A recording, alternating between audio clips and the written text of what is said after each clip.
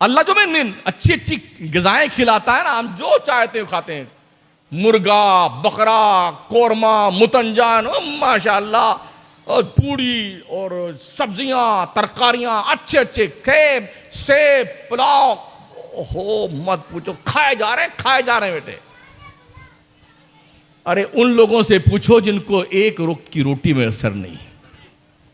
South Africa में जाइए ना, साउथ अफ्रीका में लोग खाना नहीं पाते, मिट्टी खाते, कभी कभी मिट्टी खाते, घास खाते, घास। समझ रहे हो? हमारी जमात की एक टीम जब पहुंची साउथ अफ्रीका के इलाके में जहां पर बच्चे पढ़ते थे मदरसे में, तो उन बच्चों से उन लोगों ने पूछा कि आप लोगों ने गोश्त कितने दिन से नहीं खाया? उन्होंने कहा 6 महीना हुआ हमने गोश्त नहीं खाया है। कहा आपके गुजर बसर के लिए क्या चीज़ होती है? बोले हम जंगलों में चले जाते हैं पढ़ने के बाद में, और एक कोई सब्जी उगती है जंगल में, हम उसे ढूंढ कर लेके आते हैं, फिर उसे पका के हम खाते हैं, तो हमारा गुजर बसर चलता है। ये दिन तो आपने नहीं देखे हैं ना। सुबह भी 2 रोटी चेप करके खाएंगे बेटे, ठूस ठूस करके, चुपड़ी चुपड़ी घी की रोटियां। दोपहर में भी टन और माशाल्लाह तोंद फुला फुला करके, शाम को भी। और 3 वक्त अल्लाह का रिज़्क़ खाने वाला, नमक हरामो सुनो, तुमसे बेहतर तो मुर्गी है जो चोंच में पानी लेके पहले शुक्र खुदा अदा करती है, मुंह आसमान की तरफ करती है, तो हलक में पानी का कतरा उतारती है। तुम 3 टाइम खुदा का रिज़्क़ खाते हो ठूस ठूस करके, और जुम्मा तक नहीं पढ़ने आते हो। मरने के बाद क्या जवाब दोगे अल्लाह को? ये अल्लाह वाले क्या करते थे? ये बिला तफरीक मजहब व मिल्लत, मोहब्बत, इंसानियत, प्रेम का संदेश देते थे। इनकी दहलीज पर हर कोई आता था, सबको खाना खिलाते थे ये लोग। आओ सब खाओ। मुसलमान कैसे लोग बने? लाठी डंडे से? जी नहीं, मुसलमान इन बुजुर्गों का चेहरा देख के लोग बने हैं। 1 करोड़ हिंदुस्तान के रहने वाले गैर मुस्लिमों ने ख्वाजा गरीब नवाज की तबलीग से मुतासिर होकर इस्लाम कबूल किया था। कोई लाठी डंडा लेके ख्वाजा नहीं आए थे। तस्बीह थी, मुसल्ला था, लोटा था, वजू करने के लिए मुसल्ला था, नमाज पढ़ने के लिए तस्बीह के दाने थे, रब के नाम की माला जपने के लिए। आके दरवेश ने बाज़ाब्ता तौर पर अना सागर के किनारे अपनी कुटिया बनाई और वहीं रह गए। ऐसे रहे कि पूरा देश उनका दीवाना बन गए। खुद न थे जो राह पर औरों के हादी बन गए, क्या नजर थी जिसने मुर्दों को मसीहा कर दिया। जिस देश हिंदुस्तान को शहाबुद्दीन गौरी फतेह न कर सका, उस देश को ख्वाजा की झोपड़ी में बैठ करके एक मर्द कलंदर दुर्वेश कामिल अताए रसूल की शक्ल में बैठ करके हिंदुस्तान के बाशिंदों के दिलों की दुनिया को फतेह किया था। तब जमाना उनकी चौखट पे कशकोली गदाई लेके भीख मांगता हुआ नजर आता है। हुसैन इज़ी वकार शहीद होते होते सजदा करके गए थे, ताकि दुनिया के लोगों को पता चल जाए हुसैन के नाम का ताजिया बनाने से बेहतर है कि हुसैन के सजदे का वकार पहचाना जाए। बेटे ऐसा नाचेंगे, ढोल बाजा लेकर, मजा आएगा। अगर ताजिया न बनाएगा तो कैसे पता चलेगा हम हुसैनी हैं? इतना कूटे जाओगे ना, शक्लें बिगड़ जाएंगी, शक्लें। इमाम ज़ैनुल आबिदीन करबला से वापस आने वाले तन्हा शहजादे इमाम हुसैन, जिंदगी भर कभी भी इमाम ज़ैनुल आबिदीन ने कोई ताजिया नहीं बनाया। किसी सहाबी ने नहीं, किसी ताबई ने नहीं, अइमे अरबा ने नहीं, तरीक़त के 4 पेशवा कादरिया, चिश्तिया, नक्शबंदिया, सोहरवर्दी, किसी बुजुर्ग ने बोले ख्वाजा साहब क्या ताजिया, ख्वाजा साहब क्या कव्वाली की दलील मानते हो कि वहां ख्वाजा साहब क्या कव्वाली होती है? तुम ये एक साबित कर दो कि ख्वाजा साहब ने कभी कव्वाली सुनी हो, इस तरह से बेहूदों की कव्वालियां। न दाढ़ी मरदूदों के, न मोचे हैं, शराब पिए मस्त रहते हैं, एक को वक्त की मरदूद नमाज नहीं पढ़ता है, डेयरिंग करता है, झूठ बोलता है, हैं? बैठ के औरतों मर्दों के साथ था। दिल नहीं मानता तो एक मर्द कव्वाल आता है, एक लेडीज कव्वाला आती हैं।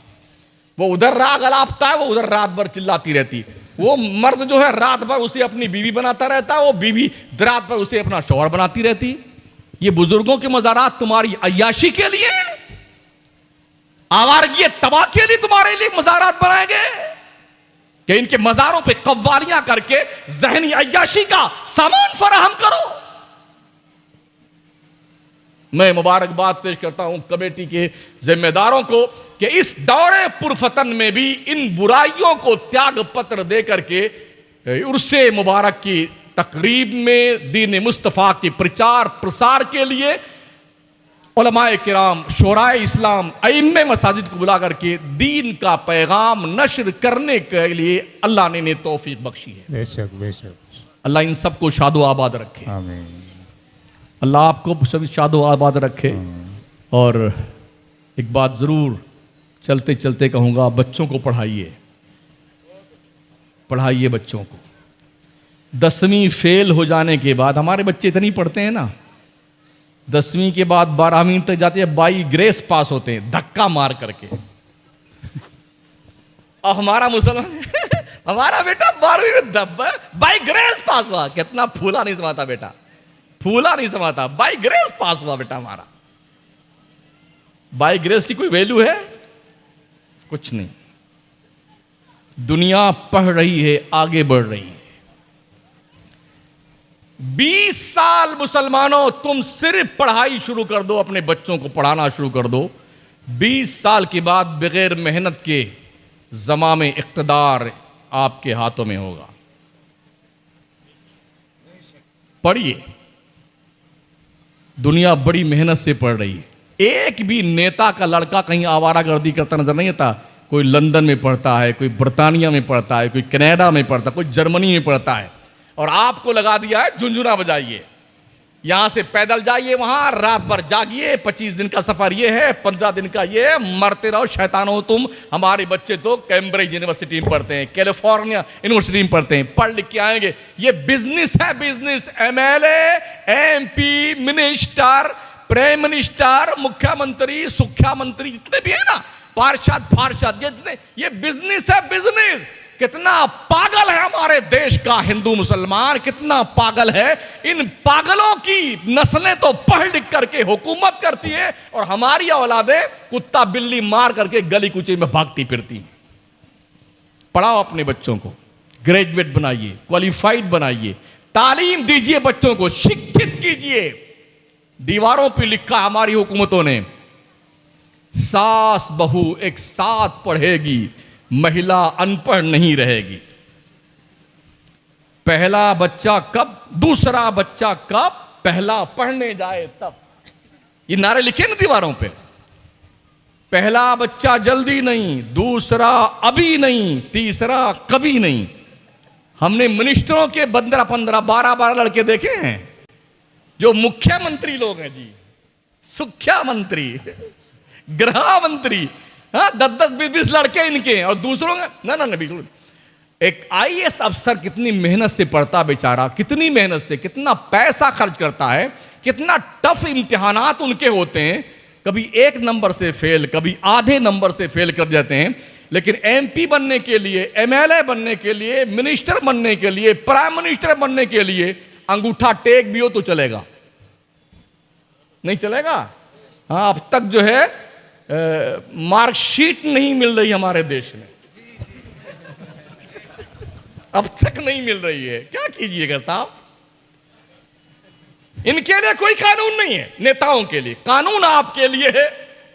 आपके बच्चे IAS IPS बने ना, तो वो उनके नीचे ही रहेंगे नेताजी के, उनके लिए कोई कानून नहीं। मादर पिदर आजाद, बोलने का ढंग नहीं होता है ना। IAS अफसर उनको लिख करके पर्चा देता तो वो पढ़ करके सुनाते हैं। गुज़िश्ता हुकूमत जब थी, हमारे मुख्यमंत्री महोदय मौजूदा जो हैं अशोक गहलोत जी की, जब पिछला दौर था इनका, तो एक मिनिस्टर महोदया थी, कोई गोलमा देवी। हाँ, तो वो जब पढ़ने खड़ी हुई ना अपना वो पढ़ने के लिए, जिस दिन वो शपथ ग्रहण करते नहीं, तो उनको शपथ ग्रहण का पत्र पढ़ना नहीं था। इतना ही फरमा सकी, मैं गोलमा देवी बोल रही हूं, खत्म कहानी। ये मिनिस्टर लोग हैं जी। जी क्या कीजिएगा, विडंबना हमारे मुल्क की है। जो लोग जाहिल होते हैं, महाजाहिल होते हैं, क्रिमिनल होते हैं, जिनके पास सैकड़ों केस होते हैं, जिनके मर्डर के केस, डकैती के, चोरी के, दबंगई के, हरामखोरी के, अय्याशी के, बेहयाई के, बेशर्मी के, वो मिनिस्टर बन जाते हैं। और जो आईएएस अफसर होता है, आईपीएस अफसर होता है, आधे नंबर से फेल कर दिया जाता है, 1 नंबर से फेल कर दिया जाता है।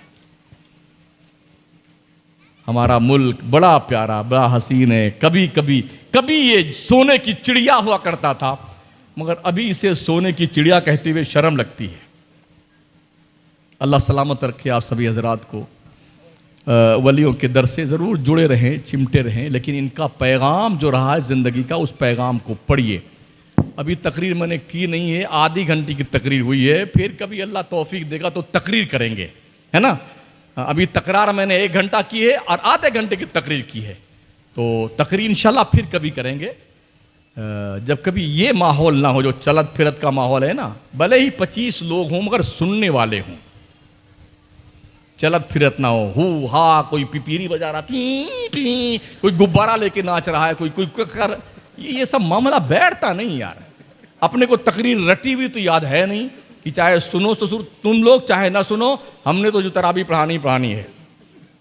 अलहम्द के अलीफ से शुरू करेंगे, एक पारा पढ़ के दम लेंगे, आंखें मूंद ली हैं, चाहे किसी को सुनने में आए चाहे ना आए, हम तो सुनाए जा रहे हैं, है ना। आपको देखने के बाद, हालात देख फिर तकरीरें याद आती कि तकरीर मुझे करनी क्या है। तो कभी ऐसा माहौल हो जब बैठ के सुनने का माहौल हो।